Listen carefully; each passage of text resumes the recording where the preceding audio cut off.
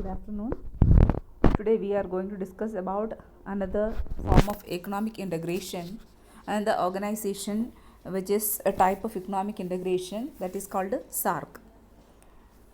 SAARC is South Asian Association for Regional Cooperation. The full form of SAARC is South Asian Association for Regional Cooperation. South Asian Association for Regional Cooperation. So the SAARC was formed in December 1985 and the members of the SAARC were India, Pakistan, Bangladesh, Nepal, Sri Lanka, Bhutan and Maldives. So these are the members of SAARC. SAARC means the full form of SAARC is South Asian Association for Regional Cooperation and it was formed in the year 1985 in the month of December. And the members of the SAARC are India, Pakistan, Bangladesh, Nepal, Sri Lanka, Bhutan and Maldives. So SAARC is a form of economic integration. So here this organization was formed during the prime ministership of Rajiv Gandhi, and he has called upon the developing countries to make a conscious effort to remain outside the vortex of tensions and conflicts which posed a serious threat to their progress and prosperity. So the then Prime Minister Rajiv Gandhi, he demanded that the developing countries should make a conscious effort. So according to Rajiv Gandhi, the developing countries should make a conscious effort for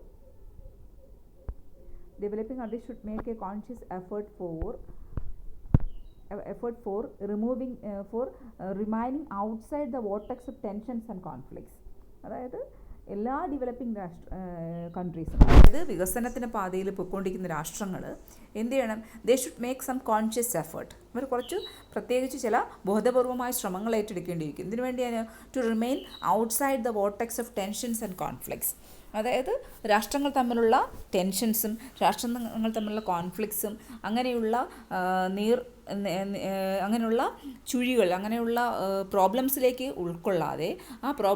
ഉൾപ്പെടാതെ അതിൽ നിന്ന് പുറത്ത് നിൽക്കുന്ന, അതിൽ നിന്ന് മാറി നിൽക്കുന്ന ഒരു അവസ്ഥയിലേക്ക് എല്ലാ ഡെവലപ്പിംഗ് കൺട്രീസും എത്തിച്ചേരാനുള്ള ഒരു ബോധപൂർവമായ ശ്രമം ഉണ്ടാവണം. എന്നിരുന്നാലേ the countries can progress and develop. So the countries can progress and develop only they are keeping away from such vortex of tensions and conflicts. അപ്പോൾ ടെൻഷൻസും കോൺഫ്ലിക്ട്സും ഒഴിവാക്കി മാറി നിന്നാലേ രാഷ്ട്രങ്ങൾക്ക് they can achieve prosperity as well as progress. So that was the opinion of Rajiv Gandhi. So the countries can achieve prosperity or development or progress only if they are keeping away from such tensions and conflicts. So these tensions and conflicts are the actual hindrances or a threat to the progress of these countries, and so the developing countries should keep away from such conflicts and tensions.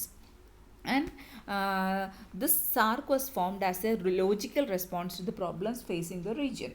So the SAARC was formed as a response to mitigate the problems which were faced by the South Asian regions.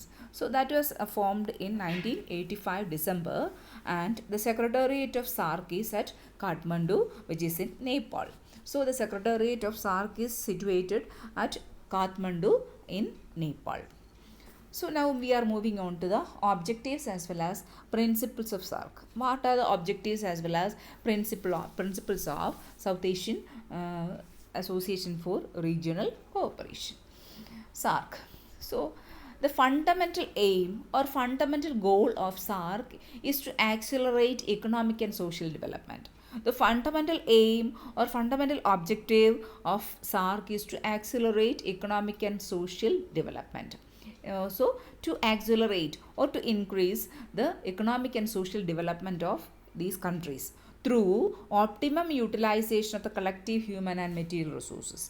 So through optimum utilization of the resources of all the countries in this region, or through the optimum utilization of the collective resources. Collective resources means both human as well as material resources. So by utilizing the human resources as well as material resources in an optimum way, the countries should achieve economic and social development. So that is the fundamental goal. So achieving economic as well as social development through optimum utilization of the collective resources of the countries within the region. So that is the fundamental objective or fundamental goal of SAARC. So the objectives of SAARC as well as the principles of SAARC is divided or can be categorized into two that is categorized or that is included in 2 articles of the charter of the സാർക്കിൻ്റെ ചാർട്ടറിൻ്റെ 2 ഭാഗമായിട്ടാണ്, article 1 എന്നും article 2 എന്ന് പറയുന്ന 2 ഭാഗങ്ങളിലായിട്ടാണ് ഇതിൻ്റെ ഒബ്ജക്റ്റീവ്സും പ്രിൻസിപ്പിൾസും നമ്മൾ പറയുന്നത്.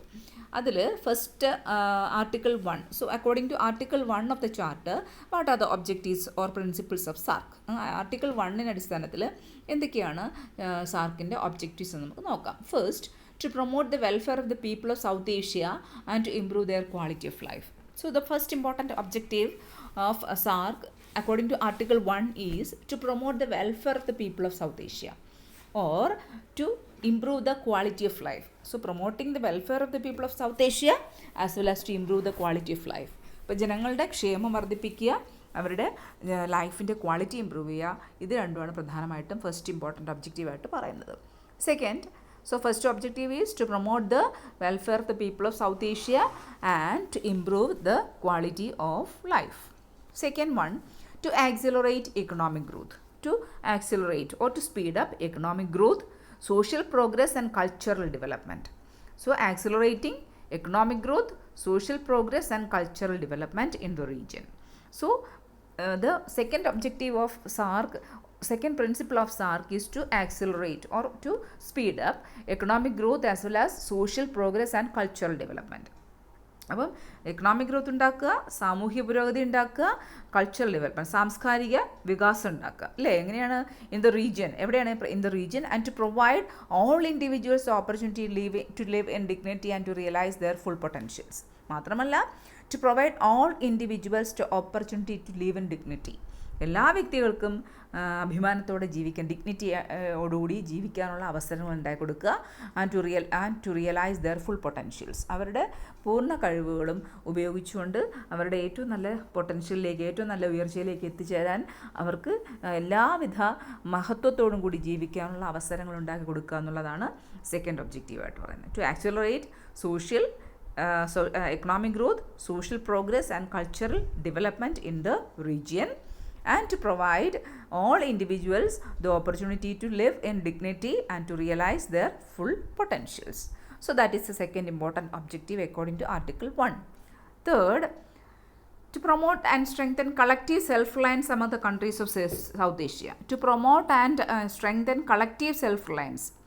എന്താണ്? South Asian രാജ്യങ്ങളിൽ എന്താണ് അവരുടെ ഇടയിലുള്ള സെൽഫ് റിലയൻസിനെ സ്ട്രെങ്തൻ ചെയ്യുക, സ്വാശ്രയത്വത്തെ, സൗത്ത് ഏഷ്യൻ കൺട്രീസിൻ്റെ ഇടയിലുള്ള സെൽഫ് റിലയൻസിനെ അല്ലെങ്കിൽ സ്വാശ്രയത്വത്തെ പ്രൊമോട്ട് ചെയ്യുകയും സ്ട്രെങ്തൻ ചെയ്യുകയും ചെയ്യുക, അതിനെ പ്രോത്സാഹിപ്പിക്കുകയും അതിനെ ശക്തിപ്പെടുത്തുകയും ചെയ്യുക. അല്ലെങ്കിൽ സ്വാശ്രയത്വത്തെ, രാഷ്ട്രങ്ങൾക്കിടയിലുള്ള കളക്റ്റീവ് ആയിട്ടുള്ള ഒന്നിച്ചുള്ള സെൽഫ് റിലയൻസിനെ, സ്വാശ്രയത്വത്തെ സ്ട്രെങ്തൻ ചെയ്യുക, അതിനെ പ്രൊമോട്ട് ചെയ്യുക എന്നുള്ളതാണ് തേർഡ് ഒബ്ജക്റ്റീവായിട്ട് പറയുന്നത്. Okay to promote and strengthen collective self-reliance among the countries of South Asia. Then fourth one, to contribute to mutual trust, understanding and appreciation of each other's problems. To contribute to mutual trust, പരസ്പര വിശ്വാസത്തിലേക്ക് സംഭാവനകൾ ചെയ്യുക.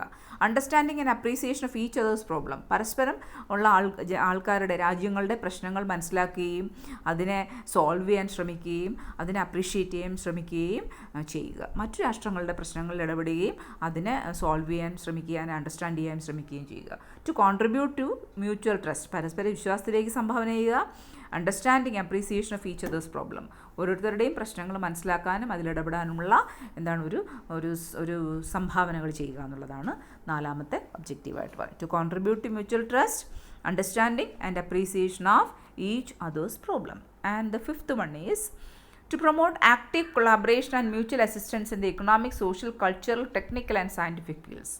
To promote active collaboration, so there should be some so another objective is to promote, എന്തിനെ promote ചെയ്യുന്ന? Active collaboration and mutual assistance, എല്ലാവരും തമ്മിലുള്ളൊരു collaboration, എല്ലാവരും തമ്മിലുള്ള ഒരു ജോയിൻ്റ് ആയിട്ടുള്ള വെഞ്ചേഴ്സ് സ്റ്റാർട്ട് ചെയ്യുക. മാത്രമല്ല മ്യൂച്വൽ അസിസ്റ്റൻസ് ആണ്, പരസ്പര സഹായം ചെയ്യണം. ഏതൊക്കെ മേഖലകളിലാണ്? In economic, social, cultural, technical and scientific fields. Economic ഫീൽഡിലും സോഷ്യൽ ഫീൽഡിലും കൾച്ചറൽ ഫീൽഡിലും സയൻറ്റിഫിക് ഫീൽഡിലും ആക്റ്റീവ് കൊളാബറേഷൻ, ഒന്നിച്ചുള്ള പ്രവർത്തനങ്ങളെയും മ്യൂച്വൽ അസിസ്റ്റൻസ്, പരസ്പരമുള്ള സഹായങ്ങളെയും പ്രൊമോട്ട് ചെയ്യുക. അതാണ് അടുത്ത 5ാമത്തെ ഒബ്ജക്റ്റീവായിട്ട് പറയുന്നത്. To promote active collaboration and mutual assistance in the economic, social, cultural, technical and scientific fields. And next one, to strengthen cooperation with the developing countries. To strengthen cooperation with the developing countries, അതായത് വികസനത്തിൻ്റെ പാതയിൽ മുന്നേറിക്കൊണ്ടിരിക്കുന്ന developing കൺട്രീസുമായിട്ടുള്ള സഹകരണം ശക്തിപ്പെടുത്തുക എന്നുള്ളതാണ്. To strengthen cooperation with other developing countries, മറ്റ് developing കൺട്രീസുമായിട്ടുള്ള സഹകരണം, കോഓപ്പറേഷൻ സ്ട്രെങ്തൻ ചെയ്യുക എന്നുള്ളതാണ് 6ാമത്തെ ഒബ്ജക്റ്റീവായിട്ട് പറയുന്നത്. Then comes to strengthen cooperation among themselves in international forums in matters of common interest. അതായത് ഇൻ്റർനാഷണൽ ഫോറംസിൽ, അതായത് അന്തർദേശീയ പ്ലാറ്റ്ഫോമുകളിൽ എന്ത് ചെയ്യണം? പരസ്പരം അവരുടെ കോമൺ ആയിട്ടുള്ള താല്പര്യങ്ങളുള്ള, കോമൺ ഇൻട്രസ്റ്റ് ഉള്ള ചില ഏരിയാസ് ഉണ്ടാവും. അവിടെ അവർ തമ്മിലുള്ള കോഓപ്പറേഷൻ, രാഷ്ട്രങ്ങൾ തമ്മിലുള്ള, സാർക്ക് രാജ്യങ്ങൾ തമ്മിലുള്ള കോഓപ്പറേഷൻ വർദ്ധിപ്പിക്കുക. അപ്പോൾ ഇൻ്റർനാഷണൽ ഫോറംസിൽ, അന്തർദേശീയ ഫോറങ്ങളിൽ പങ്കെടുക്കുമ്പോൾ എന്താണ്? ഈ സാർക്ക് രാഷ്ട്രങ്ങൾ തമ്മിലുള്ള കോഓപ്പറേഷൻ അവിടെ ഉറപ്പുവരുത്തുക, ശക്തിപ്പെടുത്തുക എന്നുള്ളതാണ്. To cooperate with international and regional organisations with similar aims and purposes. ഇതേ ഒബ്ജക്റ്റീവോടുകൂടി അല്ലെങ്കിൽ ഇതേ ലക്ഷ്യങ്ങളോടുകൂടി ഫോം ചെയ്തിട്ടുള്ള മറ്റ് ഇൻ്റർനാഷണൽ ഓർഗനൈസേഷൻസ് ഉണ്ടാവും, മറ്റു റീജിയണൽ ഓർഗനൈസേഷൻസ് ഉണ്ടാവും. ആ ഓർഗനൈസേഷൻസുമായി ഇതേ താല്പര്യങ്ങളോടുകൂടി ഫോം ചെയ്തിട്ടുള്ള ഇൻ്റർനാഷണൽ ഓർഗനൈസേഷൻസുമായി സഹകരിക്കുക എന്നുള്ളതാണ് അടുത്ത ഒബ്ജക്റ്റീവ് ആയിട്ട് പറയുന്നത്. അങ്ങനെ 7 ഒബ്ജക്റ്റീവ്സാണ് പറയുന്നത്. 8 ഒബ്ജക്റ്റീവ്സാണ് പറയുന്നത്. ഇതിന് മൊത്തം നമ്മുടെ ആർട്ടിക്കിൾ 1 അനുസരിച്ച് 8 ഒബ്ജക്റ്റീവ്സാണ്. ഇത്രയാണ് പ്രധാനമായിട്ടുള്ള 8 ഒബ്ജക്റ്റീവ്സ് ആർട്ടിക്കിൾ 1 അനുസരിച്ച്. ദെൻ ആർട്ടിക്കിൾ 2 അനുസരിച്ച് എന്തൊക്കെയാണ് അതിൻ്റെ പ്രിൻസിപ്പിൾസ് എന്ന് നോക്കാം നമുക്ക്. എന്തൊക്കെയാണ് അതിൻ്റെ പ്രിൻസിപ്പിൾസ് ആർട്ടിക്കിൾസ് 2-ൽ പറയുന്നത്?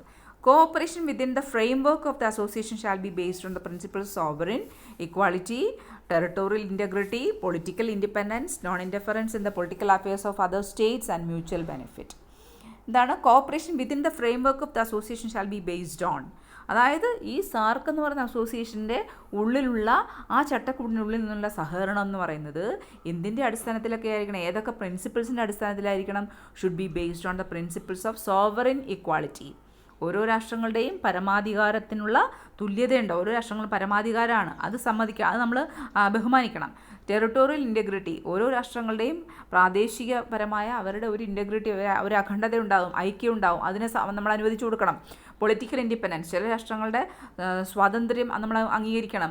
Non indifference in the political affairs of other States, മറ്റു രാഷ്ട്രങ്ങളിലെ പൊളിറ്റിക്കൽ അഫയേഴ്സിൽ രാഷ്ട്രീയ കാര്യങ്ങൾ ഇടപെടാതിരിക്കുക.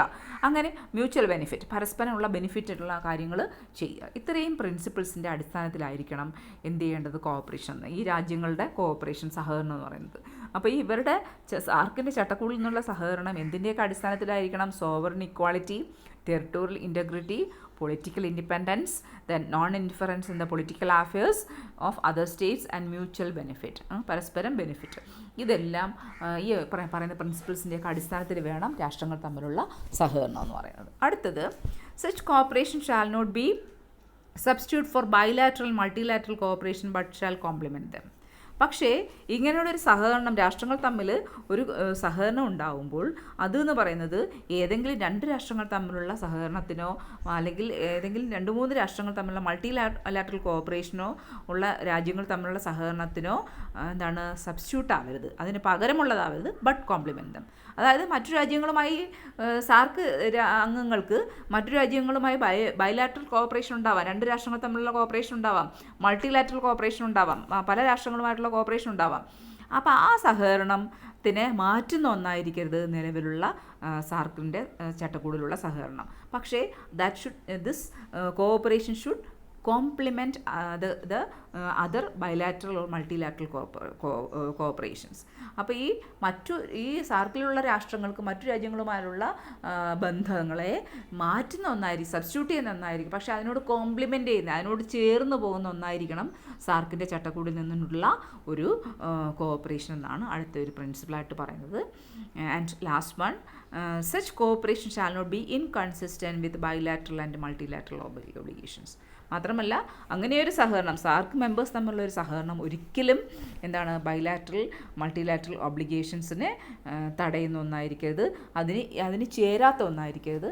ഈ സഹകരണം ഒരിക്കലും ബൈലാറ്ററൽ കോഓപ്പറേഷനെയും മറ്റു മൾട്ടിലാറ്ററൽ കോഓപ്പറേഷനെയും ഹിൻഡർ ചെയ്യുന്ന, തടസ്സപ്പെടുത്തുന്ന ഒന്നായിരിക്കണം. അതിനെ ഇൻകൺസിസ്റ്റൻ്റ് ആക്കുന്ന, അതിനെ അസ്ഥിരമാക്കുന്ന ഒന്നായിരിക്കരുത് ഇതെന്ന് പറയുന്നത് ഈ സാർക്ക് രാജ്യങ്ങൾ തമ്മിലുള്ള കോഓപ്പറേഷൻ. അപ്പോൾ ഇത്രയാണ് പ്രധാനമായിട്ടും ആർട്ടിക്കിൾ 2 അനുസരിച്ച് സാർക്കിൻ്റെ പ്രധാനപ്പെട്ട പ്രിൻസിപ്പിൾസ് എന്ന് പറയുന്നത്. Okay, now the potential areas of cooperation. ഏതൊക്കെ ഏരിയകളിലാണ് രാഷ്ട്രങ്ങൾ തമ്മിൽ, സാർക്ക് രാഷ്ട്രങ്ങൾ തമ്മിൽ സഹകരണം ഉണ്ടാകാം എന്നുള്ള ഒരു ഐഡിയ ഉണ്ടാക്കിയിരുന്നു, ഒരു ആശയം ഉണ്ടാക്കിയിരുന്നു. അത് ഏതൊക്കെ മേഖലകളിലാണ് രാജ്യങ്ങൾ തമ്മിൽ സഹകരിക്കാമെന്നുള്ള ഒരു ആശയം ഉണ്ടാക്കി നോക്കാം. First agriculture, then comes rural development, then comes meteorology. Meteorology means which is related with, meteorology is a branch of it's a branch which studies about atmosphere etc. അപ്പോൾ അന്തരീക്ഷവുമായി ബന്ധപ്പെട്ട പഠനത്തെയാണ് നമ്മൾ മെറ്റിയോറോളജി പറയുന്നത്. അപ്പോൾ meteorology, telecommunications, then scientific and technological cooperation, health and population activities, transport, postal service, sports, arts, culture, then control of drug trafficking, women in development. ഇത്രയാണ് പ്രധാനമായിട്ടും സഹകരണത്തിനുള്ള ഏരിയയായിട്ട് നിശ്ചയിച്ചിരുന്നത്. ഒന്ന് agriculture, second rural development, then meteorology, then telecommunications, then scientific and technological cooperation, health and population activities, transport, postal service, sports, arts and culture, then control of drug trafficking, മരുന്ന് കടത്തൽ, അങ്ങനെ women in development. അപ്പോൾ ഇത്രയാണ് പ്രധാനമായിട്ടും potential areas of cooperation, സഹകരിക്കാമെന്ന് അംഗീകരിച്ച പ്രധാനപ്പെട്ട ഏരിയകളെന്ന് പറയുന്നത്. അപ്പം there was also a formation of a regional plan, and that plan was called SAARC 2000 Integrated Plan. So another plan was formed for cooperation among the nations. രാഷ്ട്രങ്ങൾ തമ്മിലുള്ള സഹകരണം ഉറപ്പാക്കുന്നതിന് വേണ്ടി മറ്റൊരു പ്ലാനും ഉണ്ടാക്കി. ആ പ്ലാനിൻ്റെ പേരാണ് സാർക്ക് 2000 ഇൻ്റഗ്രേറ്റഡ് പ്ലാൻ എന്ന് പറയുന്നത്. അപ്പോൾ ഈ പ്ലാൻ്റെ പ്രധാനപ്പെട്ട ഒബ്ജക്റ്റീവ് എന്ന് പറയുന്നത് provide basic needs such as shelter, education and literacy to over 1 billion people to the region by the end of the 20th century. So the main objective of this SAARC 2000 integrated plan was to provide basic needs. അതായത് സാർക്ക് റീജിയനിനകത്തുള്ള ജനങ്ങൾക്ക്, ഏകദേശം 1 billion ജനങ്ങൾക്ക് അവരുടെ basic നീഡ്സായ, അവരുടെ അടിസ്ഥാന ആവശ്യങ്ങളായ shelter, education, literacy എന്നിവ provide ചെയ്യുക. 2020 അവസാനിക്കുന്നതിനുള്ളിൽ വെച്ചിട്ട് 1 billion പീപ്പിളിന്, സാർക്ക് ഏരിയയിൽ ഉൾക്കൊള്ളുന്ന ഏകദേശം 1 billion ജനങ്ങൾക്ക് എന്ത് കൊടുക്കണം? ഷെൽട്ടർ, എഡ്യൂക്കേഷൻ, ലിറ്ററസി എന്നീ ബേസിക് നീഡ്സ് പ്രൊവൈഡ് ചെയ്യുക എന്നുള്ളതാണ് ഇതിൻ്റെ പ്രധാനപ്പെട്ട സാർക്ക് 2000 ഇൻ്റഗ്രേറ്റഡ് പ്ലാൻ്റെ പ്രധാനപ്പെട്ട ഒബ്ജക്റ്റീവ് എന്ന് പറയുന്നത്. Okay, now what are the problems faced by SAARC? SAARC നേരിടുന്ന പ്രധാനപ്പെട്ട പ്രശ്നങ്ങൾ എന്തൊക്കെയാണെന്നാണ് നമ്മളിന്ന് പറയാൻ പോകുന്നത്. So there are so many problems which is faced by SAARC as a form of economic integration. One is border dispute. രാഷ്ട്രങ്ങൾ തമ്മിലുള്ള അതിർത്തി പ്രശ്നങ്ങൾ, ethnic issues, and religious, political outlook and affiliations cause mutual distress among some of the members of the association, and these prevent emotional closeness and as a consequence adversely affect the pursuit of cooperation. അപ്പോൾ രാഷ്ട്രങ്ങൾ തമ്മിലുള്ള ഈ border issues ഉണ്ടാകും, അതിർത്തി തർക്കങ്ങളുണ്ടാകും. Ethnic issues, അതായത് ഇപ്പോൾ ചില പ്രത്യേക ജോഗ്രഫിക്കൽ ഏരിയയിൽ വരുന്ന ആൾക്കാർ അവർ ചില പ്രത്യേക അവകാശവാദങ്ങൾ ഉന്നയിക്കും. അപ്പോൾ അങ്ങനെയുള്ള എത്നിക് ഇഷ്യൂസ് ഉണ്ടാകും. റിലീജിയസ് ആയിട്ടുള്ള ഇഷ്യൂസ് ഉണ്ടാകും. പൊളിറ്റിക്കൽ ഔട്ട്ലുക്ക്, ഇപ്പോൾ രാഷ്ട്രീയപരമായുള്ള ഒരു കാഴ്ചപ്പാടിൽ വ്യത്യാസം ഉണ്ടാവും, അഫിലിയേഷൻസിൽ വ്യത്യാസം ഉണ്ടാവും, രാഷ്ട്രീയപരമായ ഒരു ചായ്വിൽ വ്യത്യാസം ഉണ്ടാവും. അതൊക്കെ എന്ന് പറഞ്ഞാൽ രാഷ്ട്രങ്ങൾ തമ്മിലൊരു മ്യൂച്വൽ ഡിസ്ട്രസ് ഉണ്ടാക്കാറുണ്ട്, മ്യൂച്വൽ പ്രോബ്ലംസ് ഉണ്ടാക്കാറുണ്ട്. അപ്പോൾ അങ്ങനെ വരുമ്പം രാഷ്ട്രങ്ങൾ തമ്മിലുള്ളൊരു ഇമോഷണൽ ക്ലോസ്നെസ് ഉണ്ടാവില്ല, രാഷ്ട്രങ്ങൾ തമ്മിൽ മാനസികമായൊരു അടുപ്പുണ്ടാവില്ല. അപ്പോൾ അതിൻ്റെ ഫലമായി that will affect the pursuit of cooperation. അപ്പോൾ അത് സ്വാഭാവികമായും രാഷ്ട്രങ്ങൾ തമ്മിലുള്ള സഹകരണത്തെ ബാധിക്കും. അപ്പോൾ ബോർഡർ ഡിസ്പ്യൂട്ട്സും എത്നിക് ഇഷ്യൂസും എന്ന് പറയുന്നത് മാത്രമല്ല റിലീജിയസ് ഔട്ട്ലുക്കുള്ള വ്യത്യാസം, പൊളിറ്റിക്കൽ ഔട്ട്ലുക്കുള്ള വ്യത്യാസം, അതായത് രണ്ട് രാഷ്ട്രങ്ങൾ അടുത്തടുത്ത് കിടക്കുന്ന രാഷ്ട്രങ്ങൾ പൊളിറ്റിക്കലി വ്യത്യാസം ഡിഫറെൻ്റ് ആയിരിക്കും. ചില രാഷ്ട്രങ്ങൾ എന്തെങ്കിലും ഒരു പെർട്ടിക്കുലർ റിലീജിയനെ ഫോളോ ചെയ്യുന്നതായിരിക്കും, മറ്റത് വേറെ റിലീജിയനെ ഫോളോ ചെയ്യുന്നതായിരിക്കും. അപ്പോൾ അങ്ങനെയുള്ള പ്രശ്നങ്ങളൊക്കെ ഉണ്ടാകുമ്പോൾ എന്ത് സംഭവിക്കും? There will not be any emotional closeness, മാനസികമായുള്ള അടുപ്പം ഉണ്ടാവില്ല. And as a result that will adversely affect the pursuit of cooperation. അപ്പം കോഓപ്പറേഷൻ പിന്തുടരുക എന്ന് പറയുന്ന ആ ഒരു ലക്ഷ്യം ഇല്ലാതാവുക, സഹകരണം എന്ന് പറഞ്ഞാൽ രാഷ്ട്രങ്ങൾ തമ്മിലുള്ള സഹകരണം എന്ന് പറയുന്ന ലക്ഷ്യത്തെ ഇല്ലാതാക്കാൻ കാരണമാവും ഈ ബോർഡർ ഡിസ്പ്യൂട്ട്സും എത്നിക് ഇഷ്യൂസും ഒക്കെ കൂടി ചേർന്നിട്ട്. മാത്രമല്ല the economies of member countries are similar rather than dissimilar. നമുക്കറിയാം ഈ സൗത്ത് ഏഷ്യൻ രാജ്യങ്ങളുടെ പ്രത്യേകത എന്ന് പറഞ്ഞാൽ അവരുടെ സമ്പദ് വ്യവസ്ഥകളെന്ന് എടുത്തു നോക്കുമ്പോൾ അവയെന്ന് പറഞ്ഞാൽ അവ ഏകദേശം സിമിലറാണ്, ഒരേപോലുള്ള സമ്പദ് വ്യവസ്ഥകളാണ്. ഡിസിമിലാരിറ്റി ഉള്ള സമ്പദ് വ്യവസ്ഥകളല്ല, അവ തമ്മിൽ വ്യത്യസ്തതയില്ല, എല്ലാവരും ഒരേപോലുള്ളത്തെ ഒരു പ്രത്യേകതയുള്ളവരാണ്. അതുകൊണ്ട് ഇത് കോംപ്ലിമെൻ്ററിയാണ്, ഇവരെല്ലാം ഒരേപോലുള്ളവരാണ്. അപ്പോൾ complementarity is an important contributor to success of economic integration is limited. അപ്പം ഒരു ഇക്കണോമിക് ഇൻ്റഗ്രേഷൻ ഉണ്ടാവണമെങ്കിൽ കോംപ്ലിമെൻറ്റാരിറ്റി വേണം, ഇവരൊന്നിച്ച് പ്രവർത്തിക്കണം. പക്ഷേ അങ്ങനെയുള്ളൊരു കോംപ്ലിമെൻറ്റാരിറ്റി അത് ഒരു ഇക്കണോമിക് ഇൻ്റഗ്രേഷൻ ഉണ്ടാകുമ്പോൾ അതിൻ്റെ ഒരു വിജയത്തിന് വളരെ അത്യാവശ്യമാണ് കോംപ്ലിമെൻറ്റാരിറ്റി. കോംപ്ലിമെൻറ്റാരിറ്റി എന്ന് വെച്ചാൽ ഇവിടെ ഒന്നിച്ച് പ്രവർത്തിക്കുക, ഒന്നിച്ച് മുന്നോട്ട് പോകുക എന്നുള്ളതാണ്. അപ്പോൾ അതുകൊണ്ട് ഈ കോംപ്ലിമെൻറ്റാരിറ്റി വളരെ പ്രധാനപ്പെട്ട ഒരു ഘടകമാണ്. അത് പക്ഷേ ഇവിടെ സാർക്കിൻ്റെ കാര്യത്തിൽ അങ്ങനെ ഒരു കോംപ്ലിമെൻറ്റാരിറ്റി ഇല്ല. കാരണം ഇവയെന്ന് പറഞ്ഞാൽ ഒന്നിച്ച് പോകുന്ന ഒരു ഇക്കോണമീസ് അല്ല, കാരണം സിമിലറാണ് ഇക്കോണമീസ്. ഡിസിമിലാരിറ്റി ഉണ്ടെങ്കിലേ ഒരു കോംപ്ലിമെൻറ്റാരിറ്റി ഉണ്ടാവുള്ളൂ. അപ്പം ഒന്നിച്ച് പോകുന്ന കോംപ്ലിമെൻറ്റാരിറ്റി എന്ന് പറയുന്ന ഒരു ഘടകം അത് എക്കണോമിക് ഇൻ്റഗ്രേഷൻ വളരെ അത്യാവശ്യമാണ്. അത് സാർക്കിൻ്റെ കാര്യത്തിൽ ഇല്ല എന്നാണ് പറയുന്നത്, അതൊരു പ്രോബ്ലമായിട്ടാണ് പറയുന്നത്.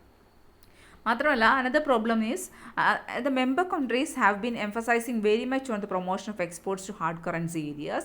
Intra-regional trade has been relatively neglected. അപ്പോൾ ഈ മെമ്പർ കൺട്രീസ് പ്രത്യേകിച്ചും എന്തിനെയാണ് കൂടുതൽ ഊന്നൽ കൊടുക്കുന്നത്? They are promoting exports to hard currency area. അവർ കൂടുതലായിട്ടും ഹാർഡ് കറൻസി ഏരിയയിലേക്ക്, അതായത് പൊളിറ്റിക്കലി ആൻഡ് ഇക്കണോമിക്കലി സ്റ്റേബിളായിട്ടുള്ള കറൻസിയാണ് നമ്മൾ ഹാർഡ് കറൻസി എന്ന് പറയുന്നത്. സ്റ്റെബിലിറ്റി ഉള്ള കറൻസിയാണ് നമ്മൾ ഹാർഡ് കറൻസി എന്ന് പറയുന്നത്. അപ്പോൾ ഇങ്ങനെയുള്ള ഹാർഡ് കറൻസി നിലനിൽക്കുന്ന പ്രദേശങ്ങളിലേക്കുള്ള എക്സ്പോർട്ട്സാണ് ഈ രാഷ്ട്രങ്ങൾ സാർക്ക് മെമ്പേഴ്സ് പ്രിഫർ ചെയ്യുന്നത്. അപ്പോൾ അങ്ങനെ വരുമ്പം ഇൻട്രാ റീജിയണൽ ട്രേഡിനെ അത് നെഗ്ലക്റ്റ് ചെയ്യും. ഇൻട്രാ റീജിയണൽ ട്രേഡ് എന്ന് പറഞ്ഞാൽ trade within the region of SAARC. സാർക്കിനുള്ളിലുള്ള റീജിയൻസ് എന്ന് ഇപ്പോൾ ഇന്ത്യ, ബംഗ്ലാദേശ്, നേപ്പാൾ തുടങ്ങിയ രാഷ്ട്രങ്ങളുടെ ഒരു കോമ്പിനേഷനാണ് സാർക്ക് എന്ന് പറയുന്നത്, ഇക്കണോമിക് ഇൻ്റഗ്രേഷനാണ്. അപ്പോൾ ഈ രാഷ്ട്രങ്ങൾ തമ്മിലുള്ള ട്രേഡിനെ നമ്മൾ ഇൻട്രാ റീജിയണൽ ട്രേഡ് എന്ന് പറയുന്നത്. ഈ റീജിയനകത്തുള്ള സാർക്ക് എന്ന് പറയുന്ന റീജിയനകത്തുള്ള ട്രേഡിനെയാണ് ഇൻട്രാ റീജിയണൽ ട്രേഡ് എന്ന് പറയുന്നത്. പക്ഷേ ഈ രാഷ്ട്രങ്ങൾ തമ്മിലുള്ള ട്രേഡ് കുറയും. എന്തുകൊണ്ടാണ്? രാഷ്ട്രങ്ങൾ പ്രധാനമായിട്ടും ഹാർഡ് കറൻസി ഏരിയയിലേക്കുള്ള എക്സ്പോർട്ടിനെയാണ് പ്രൊമോട്ട് ചെയ്യുന്നത്. അതായത് കുറച്ചുകൂടെ നല്ല സ്റ്റെബിലിറ്റി ഉള്ള കറൻസി എവിടെയാണോ ഉള്ളത് ആ രാജ്യങ്ങളിലേക്ക് എക്സ്പോർട്ട് ചെയ്യാനാണ് ഈ മെമ്പേഴ്സ് ശ്രമിക്കുന്നത്. അതുകൊണ്ട് there is a decline in intra regional trade. Intra regional ട്രേഡിൽ വളരെയധികം കുറവുണ്ടാകുന്നു. അത് നമ്മുടെ സാർക്ക് നേരിടുന്ന ഒരു മറ്റൊരു പ്രശ്നമാണ്. അതായത് some of the member countries are exporters of the same products and are competitors in the international market. മാത്രമല്ല ഈ മെമ്പർ കൺട്രീസ് നമ്മൾ നേരത്തെ പറഞ്ഞു ഇക്കോണമീസ് സിമിലറാണ്, ഇവരുടെ സമ്പദ് വ്യവസ്ഥകൾ സിമിലറാണ്. അതുപോലെ തന്നെ they are promoting or they are exporting same commodities to other countries. മറ്റു രാജ്യങ്ങളിലേക്ക് ഒരേ പ്രോഡക്റ്റ്സ് ആയിരിക്കും ഇവർ കയറ്റുമതി ചെയ്യുന്നത്. അപ്പം അതിൻ്റെ ഫലമായി they are competitors in the global market. അവർ ഗ്ലോബൽ മാർക്കറ്റിൽ അല്ലെങ്കിൽ ഇൻ്റർനാഷണൽ മാർക്കറ്റിൽ പരസ്പരം മത്സരിക്കുന്നവരായിരിക്കും. അപ്പോൾ അങ്ങനെ വരുമ്പോൾ സ്വാഭാവികമായിട്ടും കോമ്പീറ്റ് ചെയ്യുന്ന ടീമുകൾ തമ്മിലൊരു ഒരു കോഓപ്പറേഷൻ ഇല്ലാതാവും. അത് സാർക്കിൻ്റെ മറ്റൊരു പ്രോബ്ലമായിട്ട്, സാർക്ക് നേരിടുന്ന ഒരു പ്രോബ്ലമായിട്ട് കാണുന്നുണ്ട്. അപ്പം that is another problem. Next problem is there is differences in the levels of development and economic growth among nations. ഇപ്പോൾ രാഷ്ട്രങ്ങൾ തമ്മിൽ എക്കണോമിക് ഗ്രോത്തിൻ്റെ കാര്യത്തിലായാലും എക്കണോമിക് ഡെവലപ്മെൻറ്റിൻ്റെ കാര്യത്തിലും വ്യത്യാസമുണ്ട്. ഈ സാർക്ക് രാജ്യങ്ങൾ തമ്മിൽ തന്നെ വ്യത്യാസമുണ്ട്. അപ്പോൾ അതുകൊണ്ട് there is a feeling that advanced member countries would be the major beneficiaries of the cooperation and least developed among them may not benefit much. അപ്പോൾ അതുകൊണ്ടൊരു കൺട്രീസിന് തമ്മിലുള്ള ഒരു ഒരു ഒരു ഡെവലപ്മെൻറ്റിൽ വ്യത്യാസമുള്ളതുകൊണ്ട് ദർ ഇസ് എ ഫീലിംഗ്, ഒരു ഫീലിംഗ് ഉള്ളതെന്ന് വെച്ചാൽ all benefits of cooperation will be reaped by the developed countries or advanced countries. അതായത് ഈ കോഓപ്പറേഷൻ്റെ സാർക്ക് എന്ന് പറയുന്ന ഒരു ഓർഗനൈസേഷൻ്റെ എല്ലാ ബെനിഫിറ്റ്സും ആർക്കാണ് ഉണ്ടാവുക? അഡ്വാൻസ്ഡ് കൺട്രീസിന് മാത്രമേ ഉണ്ടാവുള്ളൂ. ആർക്ക് കിട്ടില്ല? ഈ ലീസ്റ്റ് ഡെവലപ്ഡ് കൺട്രീസിന് ഇതിനുള്ളിൽ നിന്നുള്ള ഒരു അഡ്വാൻറ്റേജസും കിട്ടില്ല എന്നുള്ള ഒരു ഫീലിംഗ് രാഷ്ട്രങ്ങളുടെ ഇടയിൽ ഉണ്ടാകുന്നു. അതൊരു പ്രശ്നമായിട്ടാണ് കരുതുന്നത്. അപ്പോൾ അങ്ങനെയുള്ള പ്രോബ്ലംസും പിന്നെ another problem is due to foreign exchange problem. Foreign exchange പ്രോബ്ലത്തിൻ്റെ പ്രശ്നം വരുന്നതുകൊണ്ടും ഈ രാജ്യങ്ങൾ പ്രത്യേകിച്ചും they are restricting imports and this also this is also a problem in intra regional trade.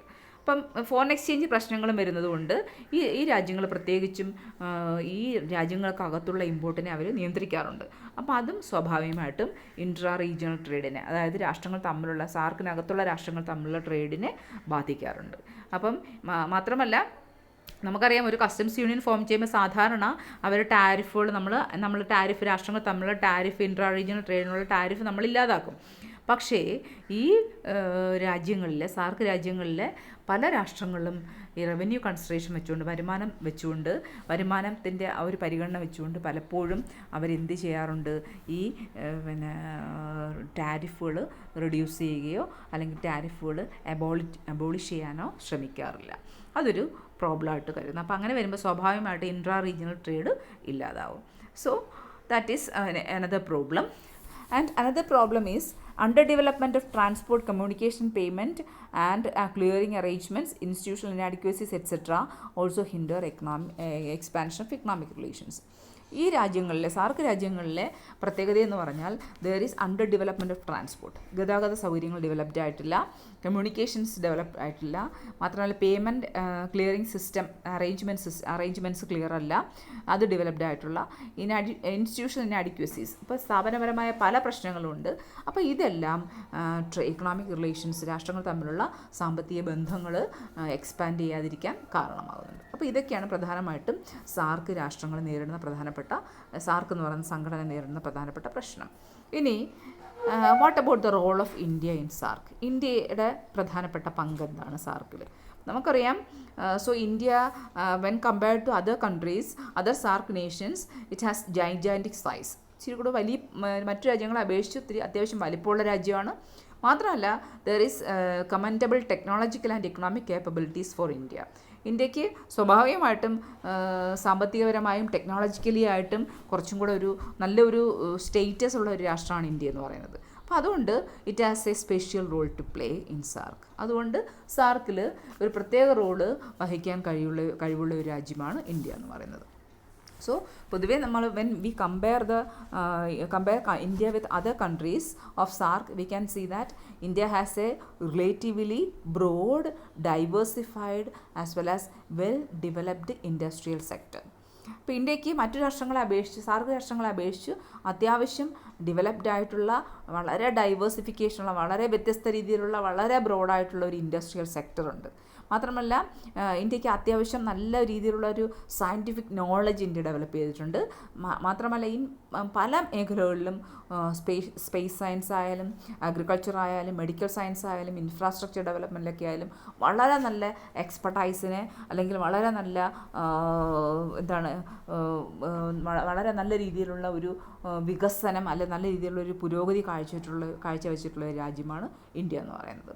So this is helpful for the member countries. ഇത് മറ്റു രാഷ്ട്രങ്ങളെ വളരെയധികം സഹായിക്കും. So India has been providing considerable assistance to some of the member countries. മാത്രമല്ല India member കൺട്രീസിന് കൂടെ വളരെ വലിയ സഹായങ്ങൾ ചെയ്തു കൊടുക്കുന്നുണ്ടായിരുന്നു. That is it provides help to the needy even though India has its own problems.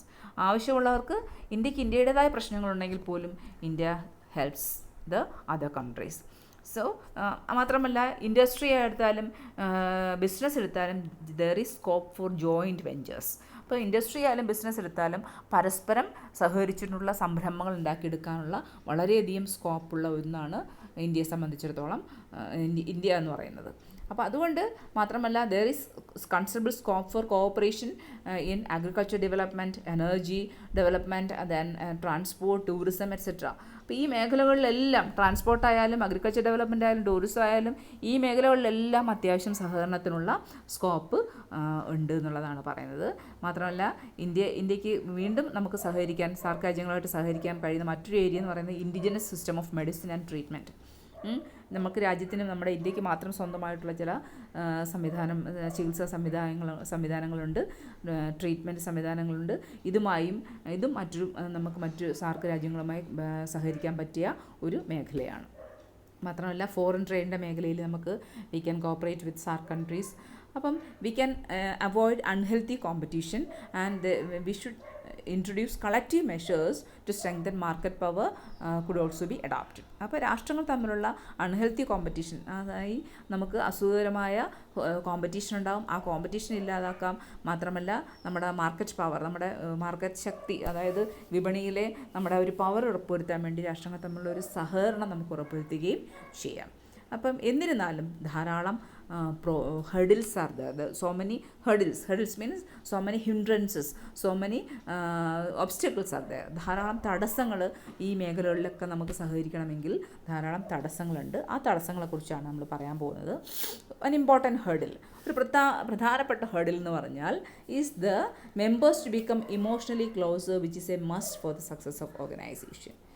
Members should be emotionally close. ഈ സാർക്കിലെ മെമ്പേഴ്സ് തമ്മിൽ ഒരു മാനസികമായ ഒരു അടുപ്പം ഉണ്ടാവണം. അതെന്ന് പറയുന്നത് ഒരു ഓർഗനൈസേഷൻ്റെ സക്സസ്സിന് വളരെ അത്യാവശ്യമാണ്. അതാണ് പ്രധാനപ്പെട്ട ഒരു ഹേർഡിലായിട്ട് പറയുന്നത്.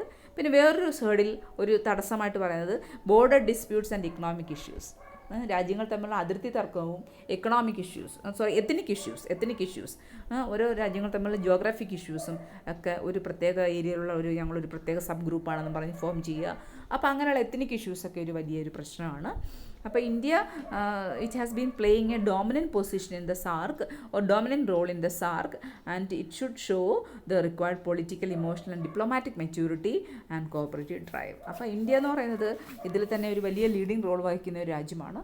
അതുകൊണ്ട് ഈ പ്രോബ്ലംസ് ഇല്ലാതാക്കി ഒരു കോഓപ്പറേഷൻ വളർത്തിയെടുക്കണമെങ്കിൽ India should come forward. India മുന്നേറ്റ് വന്നിട്ട് ഇന്ത്യ അതിനാവശ്യമായ പൊളിറ്റിക്കലായിട്ടുള്ളതും ഇമോഷണലായിട്ടുള്ളതും ഡിപ്ലോമാറ്റിക് ആയിട്ടുള്ള ഒരു മെച്യൂരിറ്റി ഇന്ത്യ കാണിക്കണം എന്നുള്ളതാണ് നമുക്ക് പറയാനുള്ളത്.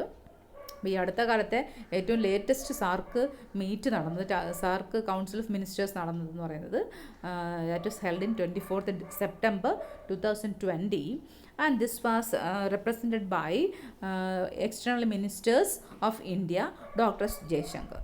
ഇന്ത്യയുടെ എക്സ്റ്റേണൽ അഫയേഴ്സ് മിനിസ്റ്ററായ ഡോക്ടർ ജയശങ്കറാണ് ഈ നമ്മുടെ സാർക്കിൻ്റെ കൗൺസിൽ ഓഫ് മിനിസ്റ്റേഴ്സിൻ്റെ മീറ്റിംഗ് 2020 September 24 നടന്നത്. ആ മീറ്റിംഗ് എന്ന് പറയുന്നത് ഇറ്റ് വാസ് ചെയർഡ് ബൈ നേപ്പാളാണ് അതിന് ആതിഥ്യം വഹിച്ചത്. അപ്പോൾ അതിൽ ഒരു വെർച്വൽ മോഡലായിരുന്നു നടന്നത്. അപ്പോൾ all SAARC member nations have participated in that virtual meet. ഈ വെർച്വൽ മീറ്റിൽ എല്ലാ മെമ്പേഴ്സും പാർട്ടിസിപ്പേറ്റ് ചെയ്യുകയും അതിൽ തന്നെ രാഷ്ട്രങ്ങളിൽ വെച്ച് സാർക്കിൻ്റെ മെമ്പേഴ്സിൽ വെച്ച് ഏറ്റവും ഡെവലപ്ഡ് ആയിട്ടുള്ളതും ഏറ്റവും ബിഗ്ഗസ്റ്റ് ആയിട്ടുള്ള എക്കോണമി എന്ന് പറയുന്നത് ഇന്ത്യയുടേതാണ്.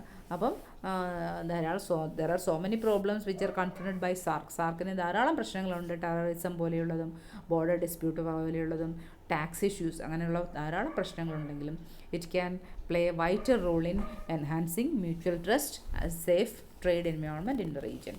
നമ്മുടെ പ്രദേശത്ത് സാർക്ക് റീജിയനിൽ നല്ല ഒരു ട്രേഡ് എൻവയോൺമെൻറ്റ് ഉണ്ടാക്കിയെടുക്കുന്നതിനും കച്ചവട സാഹചര്യം ഉണ്ടാക്കിയെടുക്കുന്നതിനും പരസ്പര വിശ്വാസം ഉണ്ടാക്കിയെടുക്കുന്നതിനും വളരെ പ്രധാനപ്പെട്ട പങ്ക് വഹിക്കാൻ പറ്റുന്ന ഒന്നാണ് സാർക്ക് എന്ന് പറയുന്നത്.